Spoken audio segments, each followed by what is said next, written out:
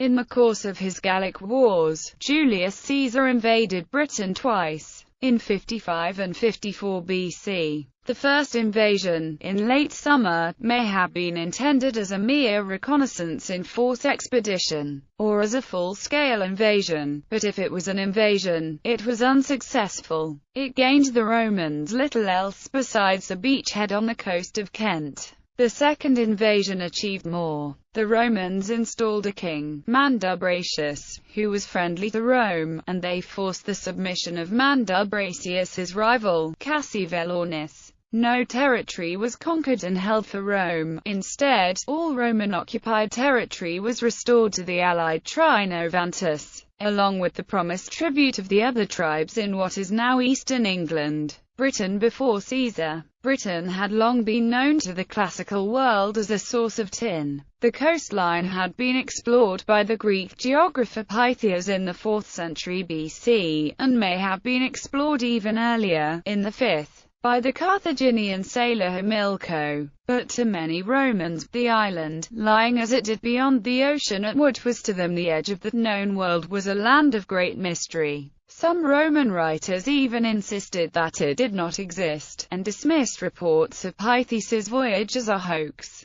Britain during the reign of Julius Caesar had an Iron Age culture, with an estimated population of between 1 and 4 million. Archaeological research shows that its economy was broadly divided into lowland and highland zones. In the lowland southeast, large areas of fertile soil made possible extensive arable farming, and communication developed along trackways, such as the Icknield Way, the Pilgrim's Way and the Jurassic Way, and navigable rivers such as the Thames. In the highlands, north of the line between Gloucester and Lincoln, arable land was available in only isolated pockets, so pastoralism, supported by garden and cultivation, was more common than settled farming, and communication was more difficult. Settlements were generally built on high ground and fortified, but in the southeast, oppida had begun to be established on lower ground, often at river crossings, suggesting that trade was becoming more important.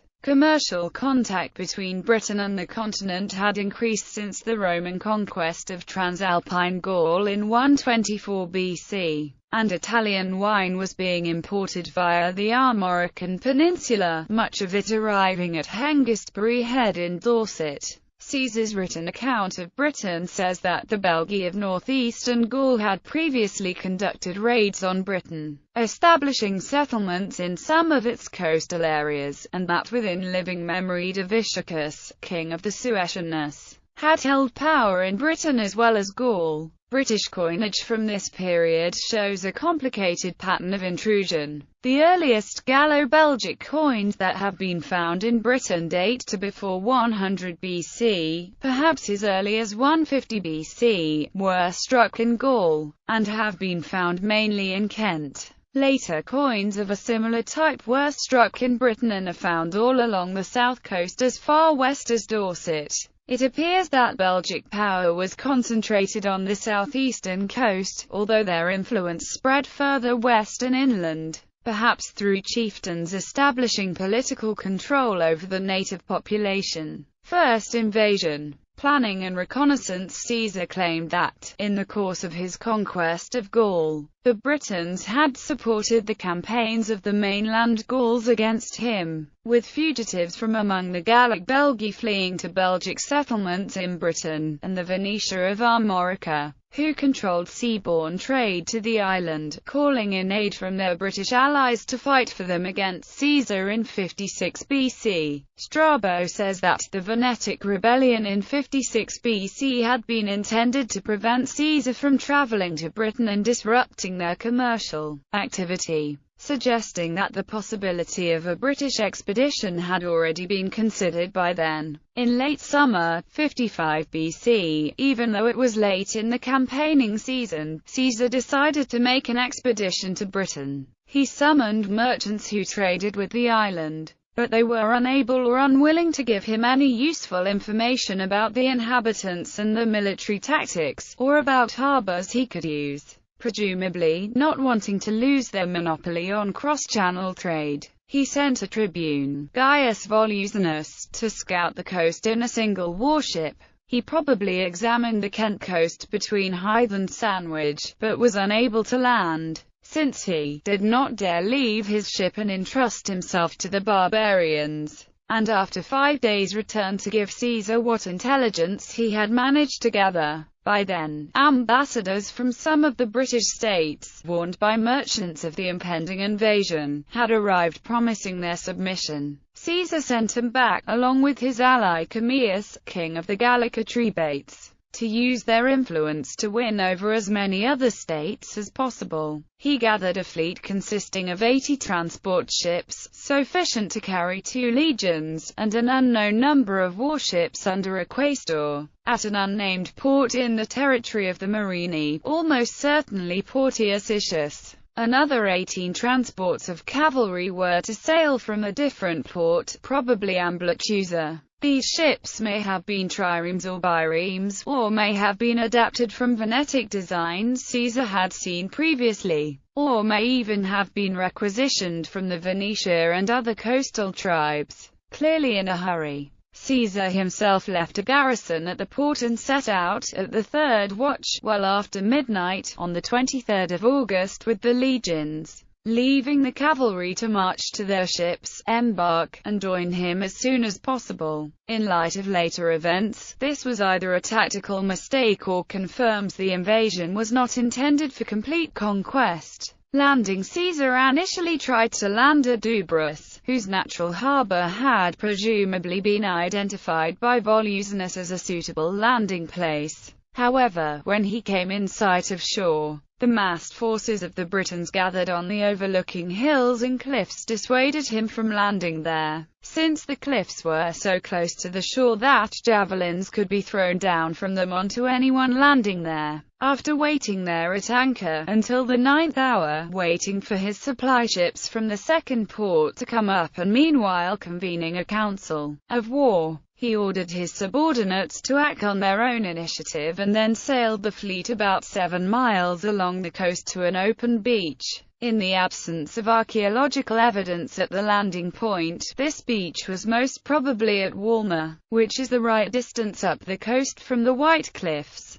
It was thought in the 19th century to be near Deal Castle, a house there named SPQR, but is now thought to be half a mile further south, where it is now marked by a concrete memorial. Having been tracked all the way along the coast by the British cavalry and chariots, the landing was opposed. To make matters worse, the Roman ships were too large to go close inshore and the troops had to disembark in deep water, all the while attacked by the enemy from the shallows. The troops were reluctant, but according to Caesar's account were led by the Aquilifer of the 10th Legion, who jumped in first as an example, shouting, "Leap, fellow soldiers, unless you wish to betray your eagle to the enemy. I, for my part, will perform my duty to the Republic and to my general." The British were eventually driven back with catapultae and slings fired from the warships into the exposed flank of their formation, and the Romans managed to land and drive them off.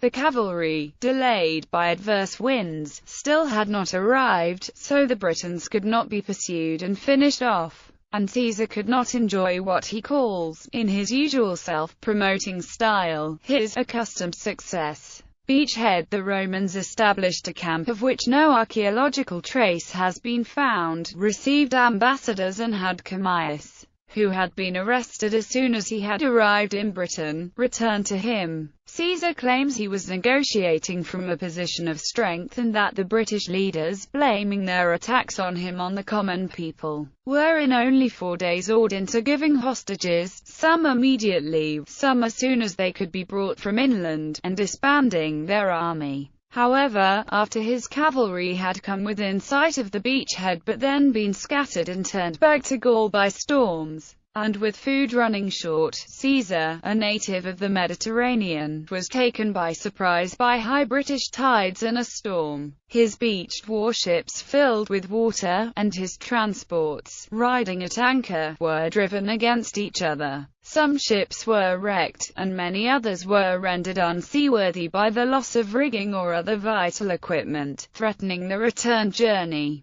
Realizing this and hoping to keep Caesar in Britain over the winter and thus starve him into submission, the Britons renewed the attack, ambushing one of the legions as it foraged near the Roman camp. The foraging party was relieved by the remainder of the Roman force and the Britons were again driven off, only to regroup after several days of storms with a larger force to attack the Roman camp. This attack was driven off fully, in a bloody rout, with improvised cavalry that Commius had gathered from pro-Roman Britons in a Roman scorched earth policy. Conclusion: the British once again sent ambassadors, and Caesar, although he doubled the number of hostages, realized he could not hold out any longer and dare not risk a stormy winter crossing. Caesar had set out late in the campaigning season, and the winter was approaching, and so allowed them to be delivered to him in Gaul, to which he returned with as many of the ships as could be repaired with flotsam from the wrecked ships.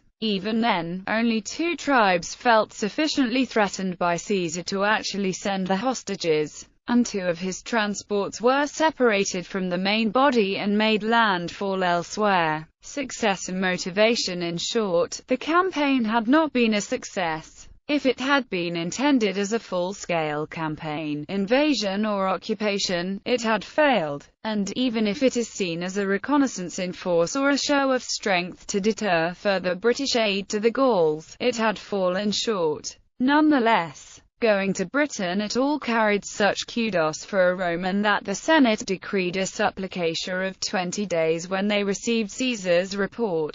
Caesar's pretext for the invasion was that, in almost all the wars with the Gauls, succors had been furnished to our enemy from that country. This is plausible, although it may also have been a cover for investigating Britain's mineral resources and economic potential. Afterwards, Cicero refers to the disappointing discovery that there was no gold or silver in the island, and Suetonius reports that Caesar was said to have gone to Britain in search of pearls. Second invasion. Preparation: a second invasion was planned in the winter of 55 to 54 for the summer of 54 BC. Cicero wrote letters to his friend Gaius Trebatius Testa and his brother Quintus, both of whom were serving in Caesar's army, expressing his excitement at the prospect. He urged Trebatius to capture him a war chariot, and asked Quintus to write him a description of the island. Trebatius, as it turned out, did not go to Britain, but Quintus did, and wrote him several letters from there, as did Caesar himself. Determined not to make the same mistakes as the previous year, Caesar gathered a larger force than on his previous expedition, with 5 legions as opposed to 2, plus 2,000 cavalry, carried in ships which he designed, with experience of Venetic shipbuilding technology, to be more suitable to a beach landing than those used in 55 BC, being broader and lower for easier beaching. This time he names Portus Icius as the departure point. Crossing and landing Labienus was left at Portus Icius to oversee regular food transports from there to the British beachhead. The military ships were joined by a flotilla of trading ships captained by Romans and provincials from across the empire, and local Gauls, hoping to cash in on the trading opportunities. It seems more likely that the figure Caesar quotes for the fleet include these traders and the troop transports, rather than the troop transports alone. Caesar landed at the place he had identified as the best landing place the previous year. The Britons did not oppose the landing, apparently, as Caesar states, intimidated by the size of the fleet. But equally this may have been a strategic ploy to give them time to gather their forces, or may reflect their lack of concern. Kent campaign. Upon landing, Caesar left Quintus Atrius in charge of the beachhead and made an immediate night march 12 miles inland, where he encountered the British forces at a river crossing, probably somewhere on the River Stour. The Britons attacked but were repulsed, and attempted to regroup at a fortified place in the forests, possibly the hill fort at Bigbury Wood, Kent, but were again defeated and scattered. As it was late in the day and Caesar was unsure of the territory, he called off the pursuit and made camp. However, the next morning, as he prepared to advance further, Caesar received word from Atreus that, once again, his ships at anchor had been dashed against each other in a storm and suffered considerable damage. About 40, he says, were lost. The Romans were unused to Atlantic and Channel tides and storms, but nevertheless, considering the damage he had sustained the previous year, this was poor planning on Caesar's part.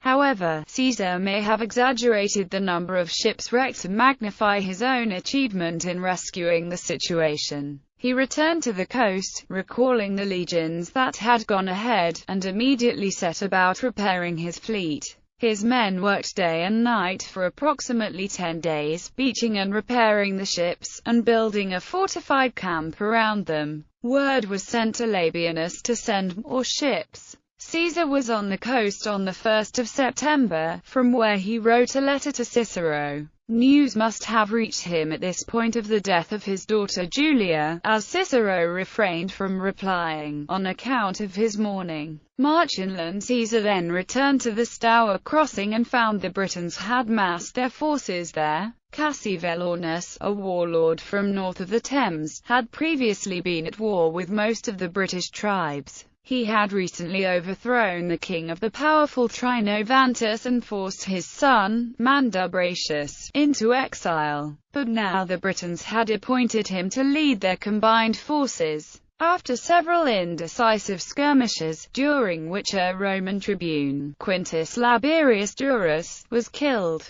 the Britons attacked a foraging party of 3 legions under Gaius Trebonius, but were repulsed and routed by the pursuing Roman cavalry. Cassivellaunus realized he could not defeat Caesar in a pitched battle. Disbanding the majority of his force and relying on the mobility of his 4,000 chariots and superior knowledge of the terrain, he used guerrilla tactics to slow the Roman advance. By the time Caesar reached the Thames, the one fordable place available to him had been fortified with sharpened stakes, both on the shore and under the water, and the far bank was defended. 2nd century sources state that Caesar used a large war elephant, which was equipped with armor and carried archers and slingers in its tower, to put the defenders to flight. When this unknown creature entered the river, the Britons and their horses fled and the Roman army crossed over and entered Cassivellaunus' territory.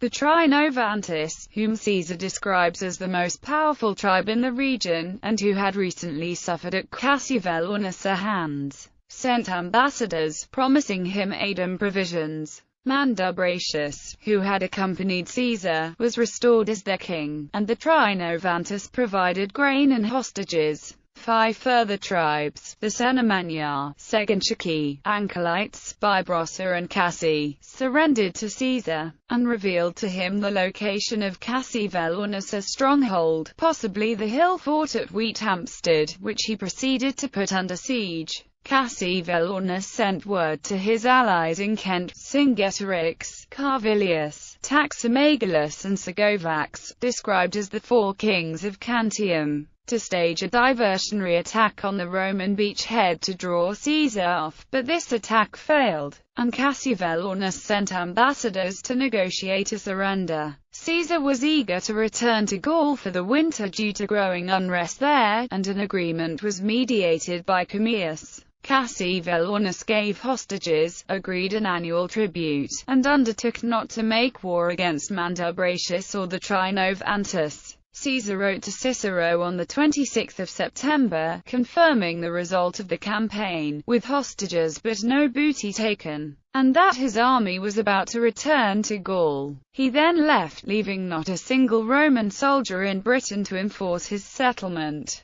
Whether the tribute was ever paid is unknown. Aftermath. Commius, Caesar's Attribution ally, later switched sides, fighting in Vercingetorix's rebellion. After a number of unsuccessful engagements with Caesar's forces, he cut his losses and fled to Britain. Sextus Julius Frontinus, in his Stratagem, describes how Commius and his followers, with Caesar in pursuit, boarded their ships. Although the tide was out and the ships still beached, Commius ordered the sails raised. Caesar, still some distance away, assumed the ships were afloat and called off the pursuit. Archaeologist John Creighton believes that this anecdote was a legend, and that Commius was sent to Britain as a friendly king as part of his truce with Mark Antony. Commius established a dynasty in the Hampshire area, known from coins of Gallo-Belgic type. Berica, the king whose exile prompted Claudius's conquest of AD 43, styled himself a son of Commius.